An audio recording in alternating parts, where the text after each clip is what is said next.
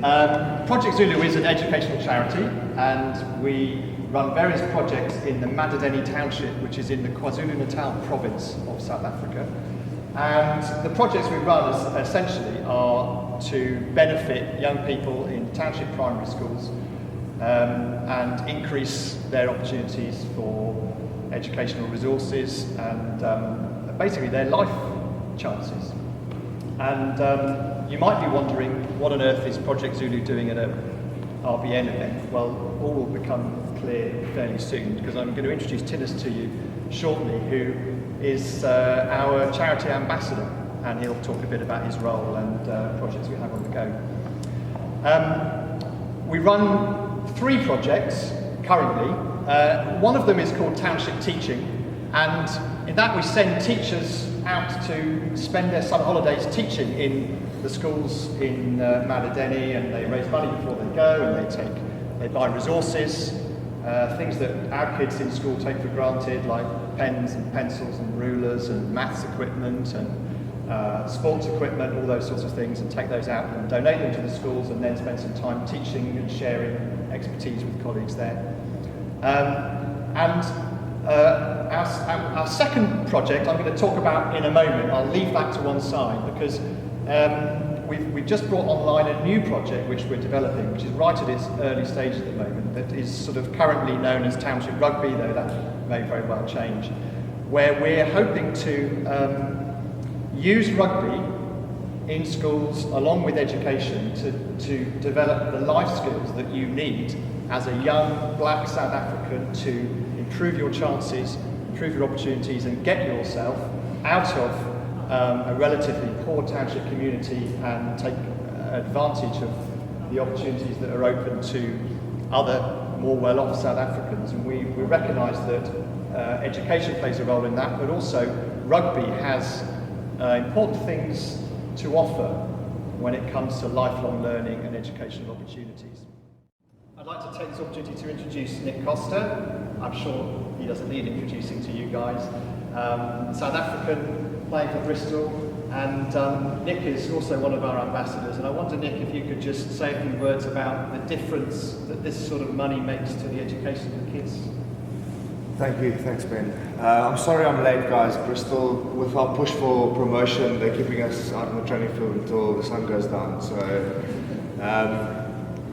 I would just like to give you a little bit of a background about the educational system in South Africa, and then to also talk about the value of travel, which is education and travel are the 2 things that Project Zulu aim to achieve with this wonderful initiative. I think often in a country like England, education is seen as a right, where in South Africa, in many areas, it's a privilege.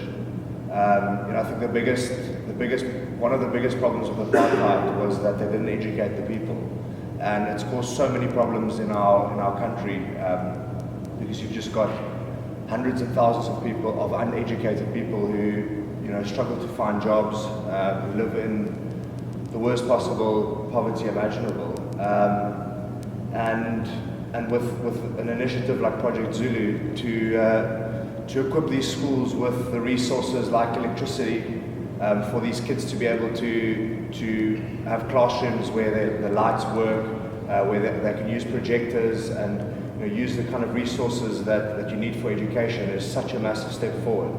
When you go to school hungry, without electricity, without warm water, teaching these kids can be quite a big challenge, and I think that's the massive value that Project Zulu can add to these schools, is that, as Ben was saying earlier, all the money that they raise in the UK can then be spent on their schools for them to give them opportunities for the future.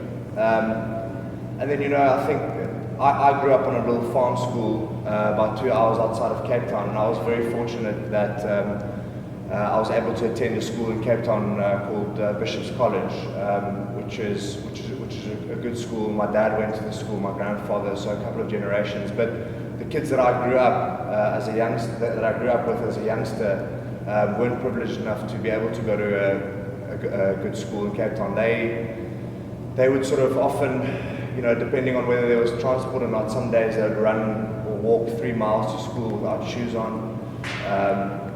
And you know, for them it was a massive challenge to be able to even get to school, let alone to learn anything once they're there.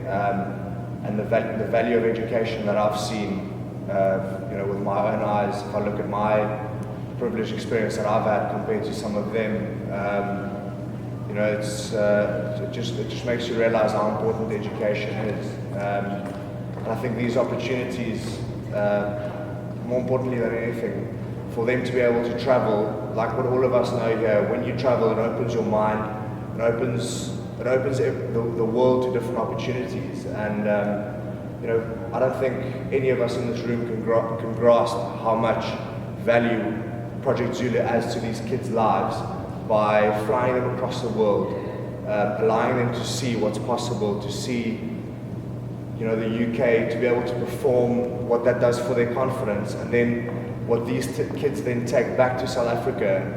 I think it's so inspiring.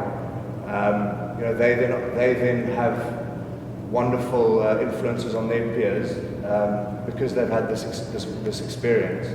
And I think if you mix education with travel, as I've said, then you know, it's just such a wonderful initiative that this charity is trying to achieve.